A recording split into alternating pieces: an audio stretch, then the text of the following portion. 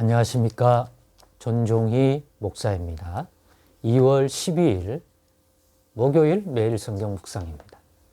요한복음 4장 43절로 54절의 말씀입니다.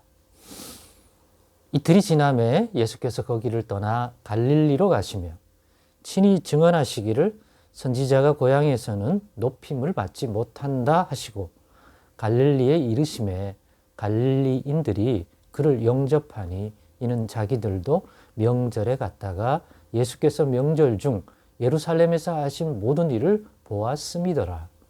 예수께서 다시 갈릴리 가나에 이르시니 전에 물로 포도주를 만드신 곳이라.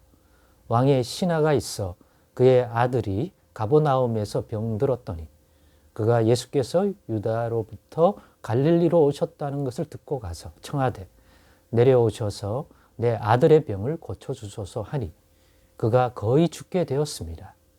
예수께서 이르시되 너희는 표적과 기사를 보지 못하면 도무지 믿지 아니하리라. 신하가 이르되 주여 내 아이가 죽기 전에 내려오소서.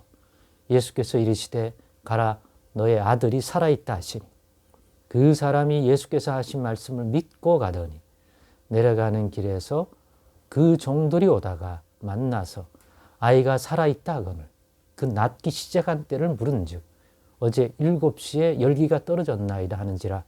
그의 아버지가 예수께서 너의 아들이 살아있다 말씀하신 그 때인 줄 알고 자기와 그 온 집안이 다 믿으니라.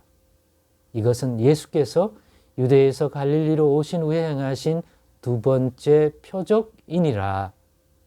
아멘. 네, 오늘은 왕의 신하처럼 우리도 경험해야 할 것은 이라는 제목으로 묵상 나눔을 갖겠습니다. 예루살렘에서 사마리아 땅을 거쳐 수가성에서 한 여인과 만나서 이루어진 그 일들을 지난 후 드디어 목적지인 고향 갈릴리 지역에 들어오셨습니다.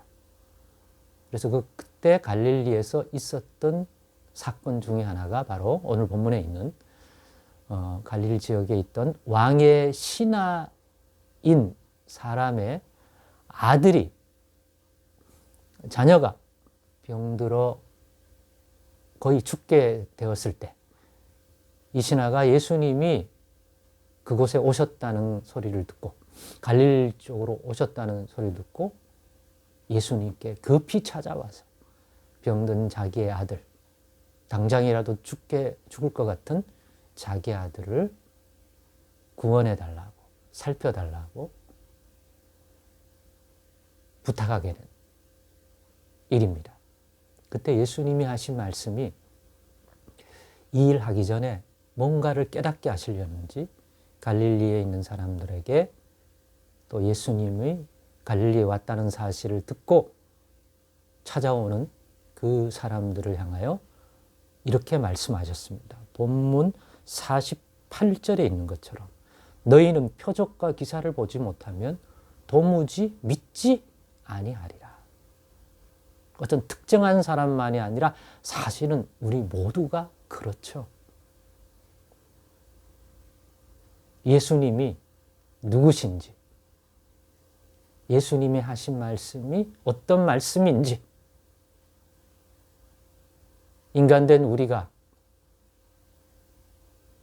현실적으로 살아가는 우리가 믿음을 갖게 되는 계기가 되려면, 그 믿음이라는 것들이 발생하려면 그냥 상식선에서 봤을 때 초월적이고 특별한 하나님의 손길이 우리의 마음과 우리의 영에 주어지는 그런 세계를 모를 때 우리의 믿음이라는 것은 예수님이 누구신지를 또 예수를 믿게 만드는 어떤 표적과 기사가 있어야, 그래야 갈릴리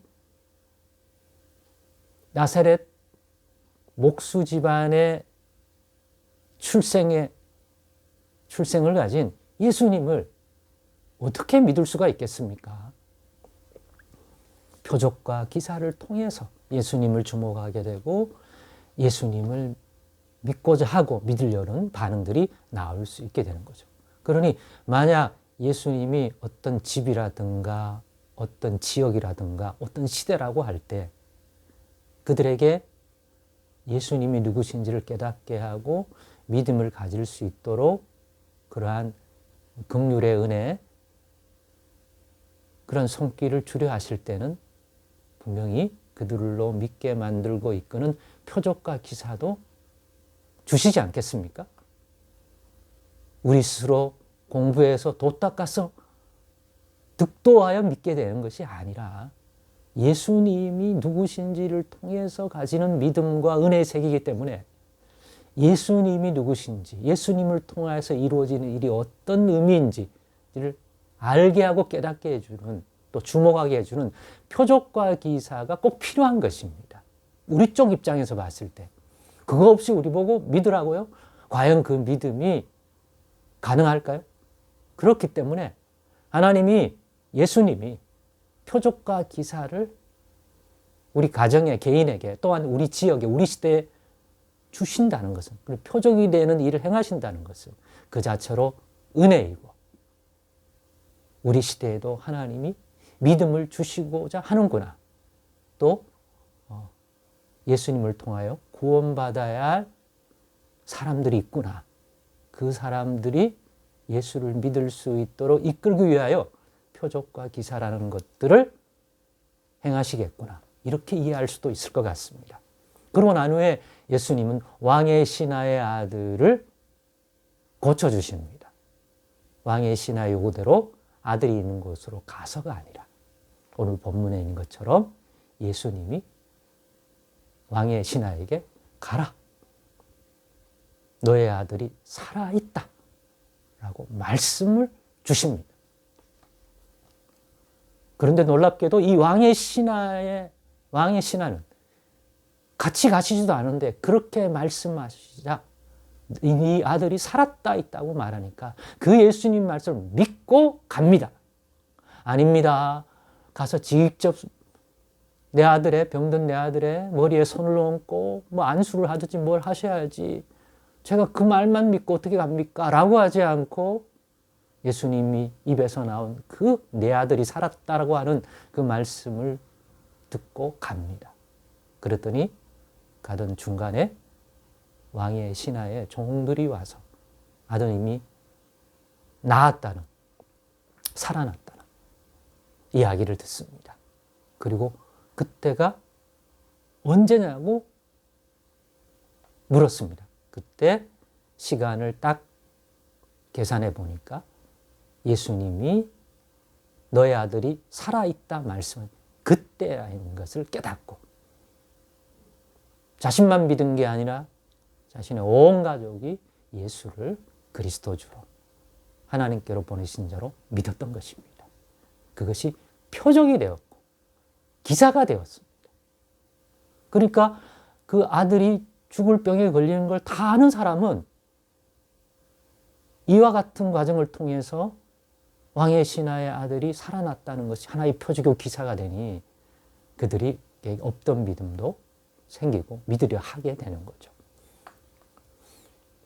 그러면서 이걸 통해 알 수 있는 것은 우리가 경험해야 할, 왕의 신하처럼 경험해야 할 것은 단순히 자기 아들이 병이 나았다라고 하는 단순한 표적과 기사를 넘어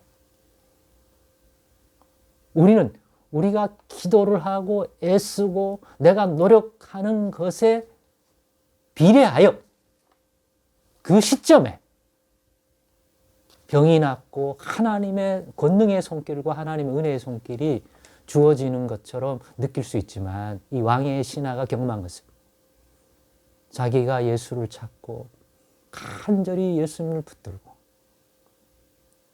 그런 것이 아니라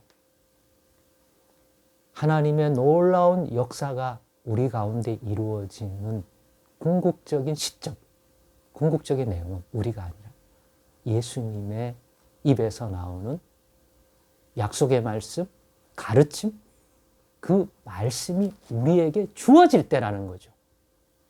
말씀이 선포될 때 그 시점이 그 말대로 이루어지는 시점이라는 거죠. 누구의 구원, 어떤 병의 치유, 귀신이 떠나감, 이 세상 만물이 지어지는 것도 하나님이 뭐가 있으라하니 있는 거고, 내 아들이 살아있다고 하니까 그 시점이 되는 것입니다.